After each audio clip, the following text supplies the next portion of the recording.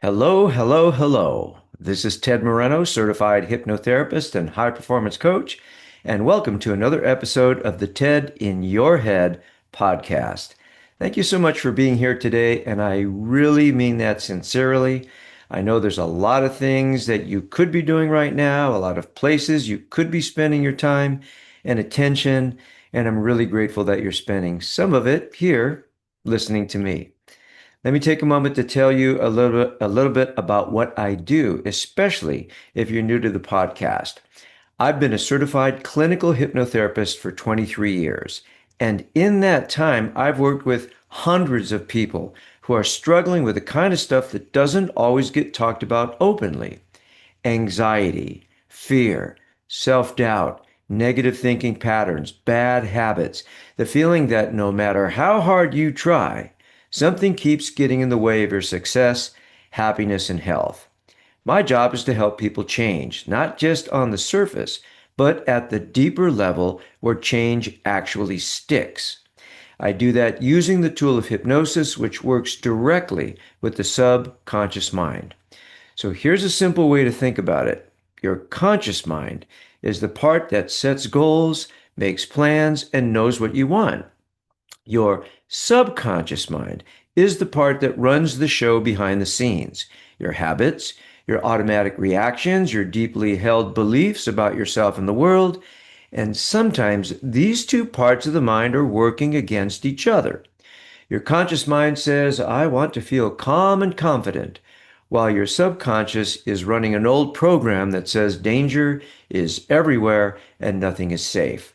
Hypnotherapy helps bring these two parts into alignment.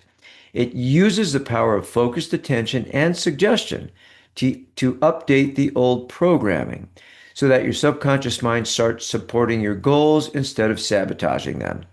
And if that sounds like something you could use, stick around to the end of the show today and I'll tell you how to get in touch with me. But for now, let's get into today's episode. Do you struggle with feelings of impending doom? You know the feeling I'm talking about, that low level sense that something bad is about to happen, that any minute now the other shoe is going to drop. You might be having a perfectly good day. Things are going well, life feels okay, and then out of nowhere, this feeling creeps in, a kind of quiet dread, a nagging sense that this good time won't last, that something is wrong, even when you can't point to exactly what. It's an awful feeling. And if you experience it regularly, you know how exhausting it can be. The good news is you're not alone. And more importantly, there are real concrete reasons why this happens and real concrete things you can do about it. That's what today's episode is all about. Let's start by talking about where this feeling comes from, because understanding the source of something can be the first step toward changing it. For many people, and I see this constantly in my hypnotherapy practice, the feeling of impending doom has its roots in childhood, specifically in what we sometimes call family of origin issues. So, for example, if you grew up in a home where things were unpredictable, where you never quite knew what to expect from a parent, a sibling, or the general atmosphere of the household, then your nervous system learned to stay on high alert. It learned that safety was not guaranteed, that at any moment things could go sideways. Maybe there was an addiction in the home. Maybe there was emotional or verbal abuse. Maybe a parent's moods were volatile and unpredictable. Maybe there was constant conflict or financial instability or just an underlying atmosphere of tension that nobody ever talked about. As a child in that environment, you adapted. You kept your head down. You stayed vigilant. You learned to read the room, to pick up on the subtle signals that told you whether it was safe or not. You were always prepared for something bad to happen because something bad often did. And here's the thing about that kind of early experience: it leaves a mark. Not because anything is wrong with you, but because your nervous system did exactly what it was designed to do. It learned, it adapted, it kept you safe. The problem is that the nervous system doesn't automatically update itself when the circumstances change. You grow up, you leave that environment, but the alarm system that was installed in childhood, the one that's constantly scanning for threat, it stays on. It keeps running. And it shows up in adulthood as that chronic, low level feeling that something bad is about to happen. That's not a character flaw. That's not a weakness. That's a nervous system that learned its lesson too well and never got the memo that things are different now. What I'm describing is closely connected to something you've probably heard of, which we know as the fight flight response. Some people call it fight, flight, fawn, freeze. This is our built in survival mechanism. When our brain perceives a threat, real or imagined, it triggers a cascade of physiological changes designed to help us fight or run. So, for example, heart rate increases, muscles tighten, stress hormones flood the bloodstream. The body goes into full alert mode. This is incredibly useful when you're actually in danger.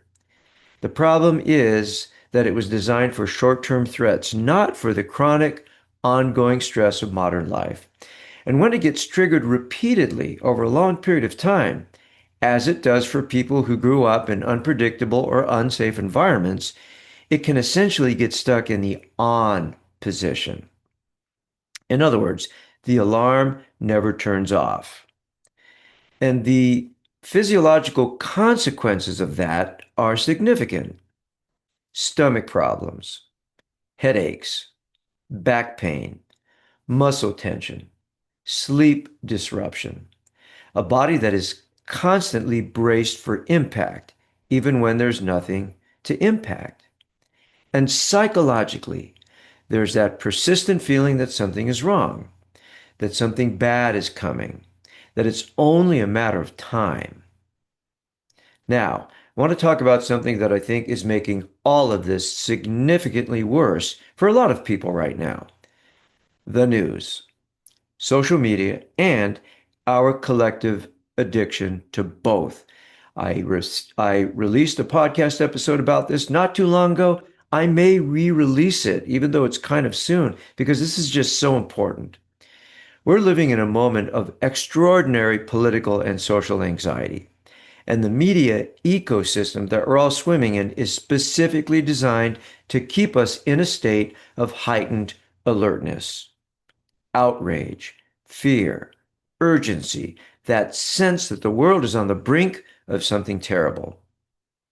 And here's the thing, from a neurological standpoint, it doesn't matter whether the threat is real or perceived. Your nervous system responds the same way, whether you're actually in danger or just watching a cable news segment designed to make you feel like you're in danger.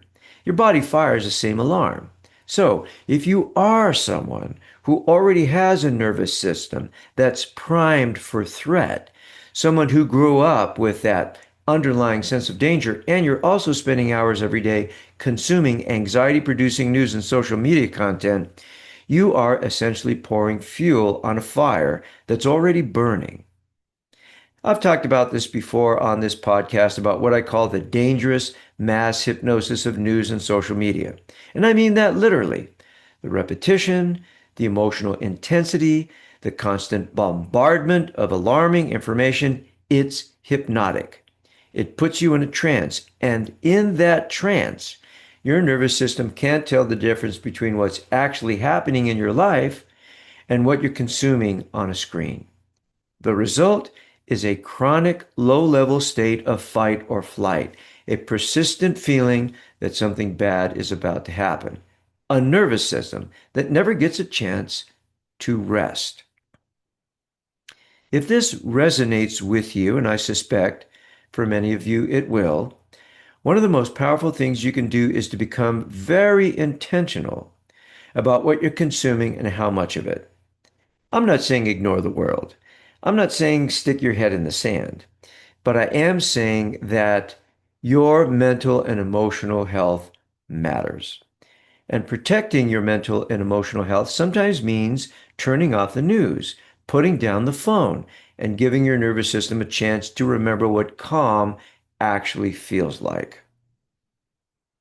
All right, now let me mention something that might surprise you because it surprised a lot of my clients when I first brought it up.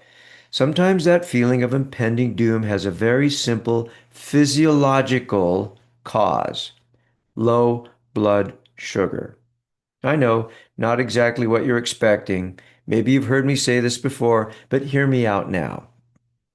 When you skip meals or when you go too long without eating, your blood sugar drops, and your body interprets that drop as an emergency, a threat. So it responds the way it always responds to threats. It triggers the stress response. It pumps cortisol and adrenaline into your bloodstream. These are the so-called stress hormones. And one of the ways that can feel like a vague, unsettling sense that something is wrong, that something bad is about to happen. I experience this myself. If I haven't eaten in a long time, I'll notice this low level feeling of unease, like something is off, something's wrong. And then I'll realize, oh, I haven't eaten in a long time. I need to eat. And sure enough, when I do, the feeling lifts. Now, not everybody experiences this. Some people can do intermittent fasting. Some people can go the whole day without eating, and they're perfectly fine. But not everybody is perfectly fine going long periods of time without eating, especially if you have diabetes in your family or hypoglycemia. So pay particular attention to this. And before you go too deep into analyzing the psychological roots of your impending doom, make sure you're eating regular meals.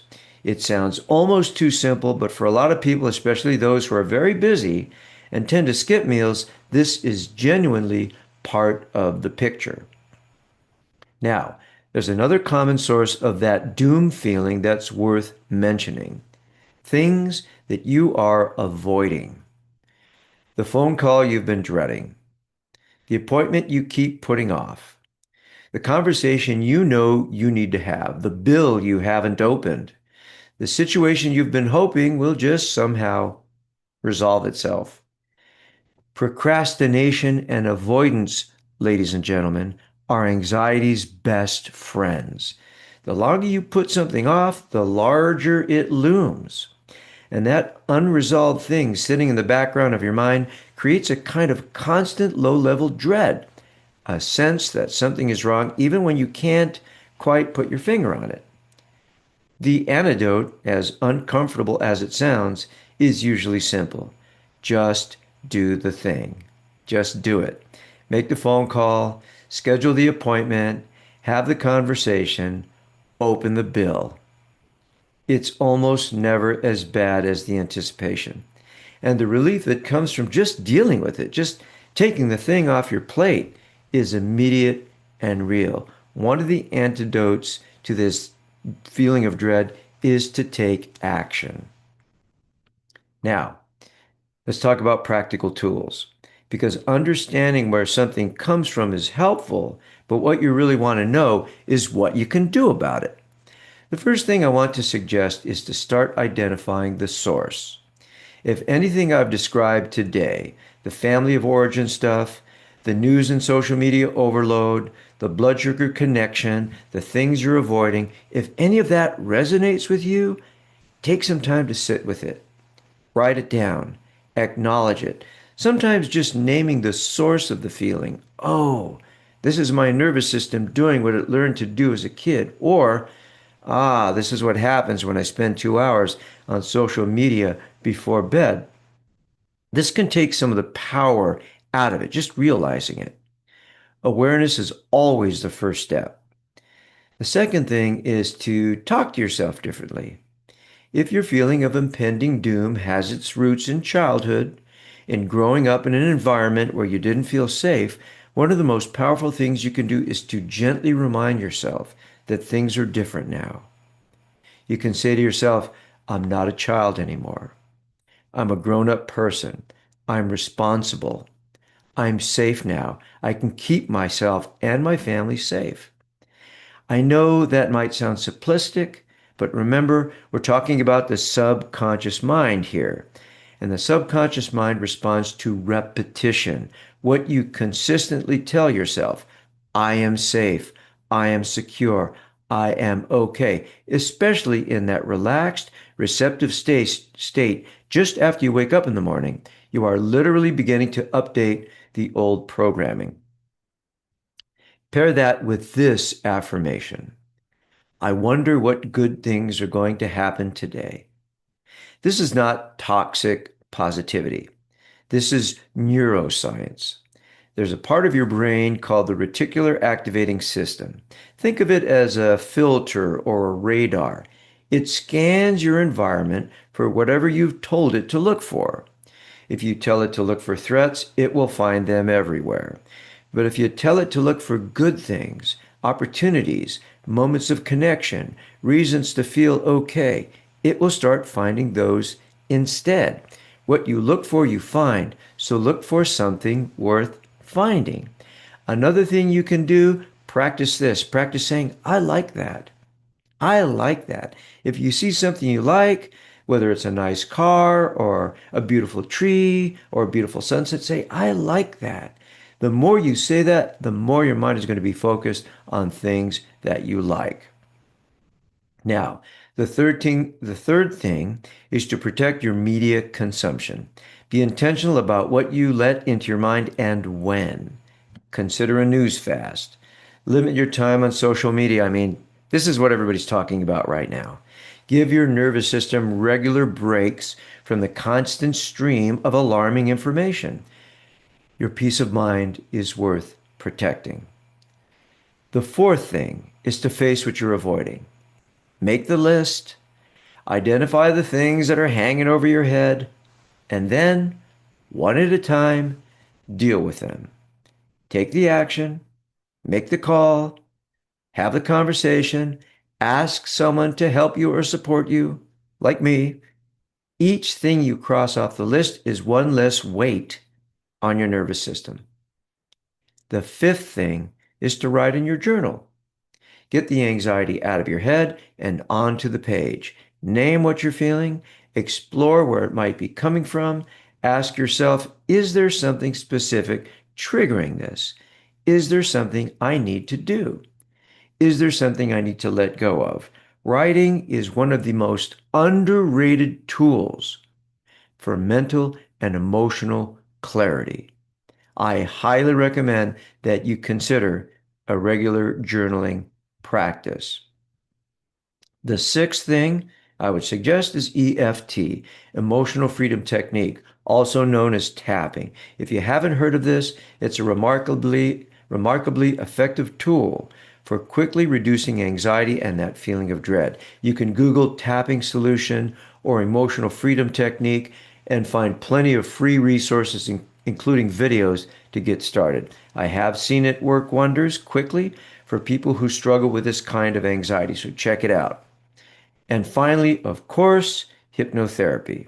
As a hypnotherapist, I work with the subconscious mind to desensitize the old patterns that are keeping the alarm system stuck in the on position. If you've tried other things and still find yourself struggling with chronic anxiety or that persistent feeling that something bad is about to happen, hypnotherapy might be exactly what you need. So let me bring it all together. That feeling of impending doom, that low level dread, that sense that the other shoe is about to drop, is one of the most common and most misunderstood forms of anxiety. And it has real roots, real causes, and real solutions. It may come from a childhood where safety wasn't guaranteed. It may be fed by a media environment that profits from keeping you in a state of fear. It may be as simple as skipping too many meals, or it may be the weight of things you've been putting off and avoiding. Whatever the source, you don't have to just live with it. You can understand it, you can name it, and you can take action. And you can begin one small step at a time to feel safer, calmer, and more at ease in your own nervous system. So I'm going to leave you with these words from Viktor Frankl, Holocaust survivor, psychiatrist, and one of the greatest voices of human resilience.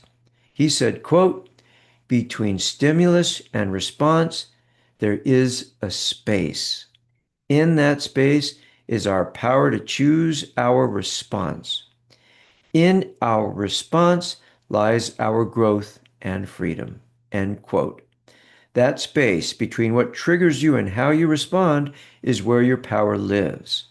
And the work we've talked about today is all about expanding that space. So, until next time, remember, your mind is powerful, use it on purpose, and take care of yourself because the world needs the best version of you.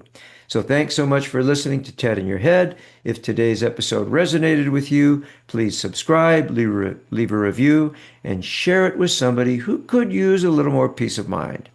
You can find me at tedmoreno.com. If you click on blog, you can read the blog version of this episode. If you click on contact, you can reach out for a complimentary 30-minute consultation. We'll talk about what's going on, answer your questions, and find out if hypnotherapy might be the right next step for you. Take care of yourselves. I'll see you next time. And once again, thanks for being here. Bye-bye.